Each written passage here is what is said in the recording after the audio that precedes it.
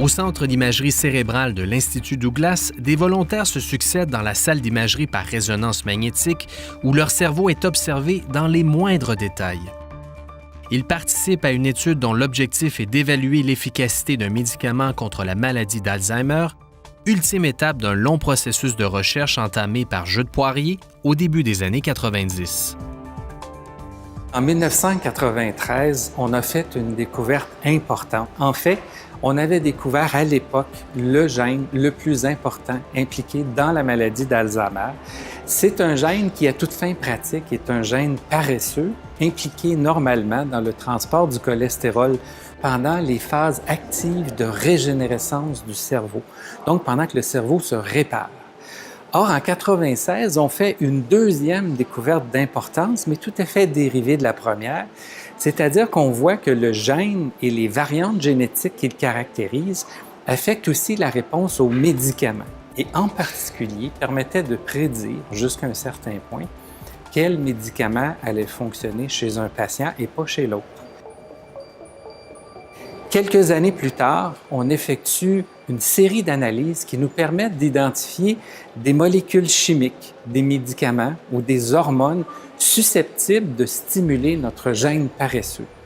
Or, il s'avère qu'une de ces molécules, une vieille molécule utilisée il y a plusieurs années dans le traitement des maladies cardiaques, avait la capacité de stimuler de façon notable notre gène paresseux. On l'a utilisé chez une douzaine de patients souffrant de la maladie d'Alzheimer et à notre grande surprise, on a découvert que chez un groupe de ces patients, presque la moitié, on avait une stabilisation et même une amélioration des symptômes, ce qu'on n'avait encore jamais vu dans le contexte de la maladie d'Alzheimer. Et on a passé plusieurs années, en fait tout près d'une quinzaine d'années, à essayer de trouver le financement nécessaire pour passer à l'étape ultérieure, qui était d'utiliser notre test génétique avec un médicament de façon à stimuler le gène paresseux, non pas chez des gens malades, mais chez des gens qui, aujourd'hui, ne sont pas malades, mais ont un risque familial de développer la maladie d'Alzheimer. Donc, on commence cette belle étude officiellement ce printemps et on entend compléter l'étude d'ici 2 ans et avoir la réponse si oui ou non, on a trouvé une façon de stimuler notre gène défectueux découvert il y a plus de 20 ans. On recrute des gens qui, au moment de l'étude, n'ont pas de symptômes, ils ont 60 ans et plus, et surtout, et ce qui est le plus important, une histoire familiale. Comme on suit des gens qui sont asymptomatiques, qui ne montrent aucune anomalie de mémoire et qu'on les suit dans le temps, le protocole permet essentiellement de suivre toute une série de paramètres biologiques. Le premier, le plus important, c'est qu'on utilise l'imagerie cérébrale de façon à pouvoir disséquer, évidemment sans ouvrir la boîte crânienne, l'intérieur du cerveau grâce à cette imagerie en résonance magnétique qui nous permet de reconstruire les structures internes du cerveau en 3 dimensions. L'autre analyse qu'on fait, qui, elle, utilise le liquide qui provient du cerveau, le liquide céphalo-rachidien, s'effectue dans des laboratoires biochimiques où on analyse à toute fin pratique toute une série de molécules annonciatrices de la maladie d'Alzheimer qui s'installe. On doit aussi effectuer des tests de mémoire très, très sophistiqués. On fait aussi des tests d'odeur, d'olfaction, parce que l'un des premiers déficits qu'on constate en tout début de maladie et même avant l'arrivée de la maladie, ce sont des changements au niveau de la perception des odeurs. Et on examine aussi, dans un contexte de recherche, l'audition, parce qu'il y aurait aussi des pertes très subtiles d'audition annonciatrices d'une maladie d'Alzheimer qui s'installe. Il y aura la moitié des patients sur le traitement actif avec notre molécule et il y aura la moitié des patients sur placebo de façon à bien déterminer, de façon formelle, s'il y a un effet thérapeutique sérieux.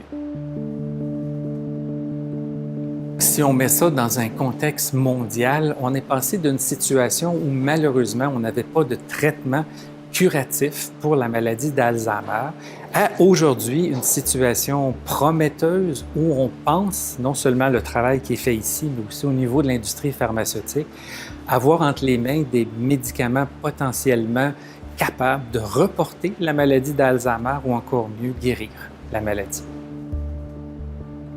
J'ai été capable de faire ce beau travail, de faire évoluer cette découverte au Canada et au Québec.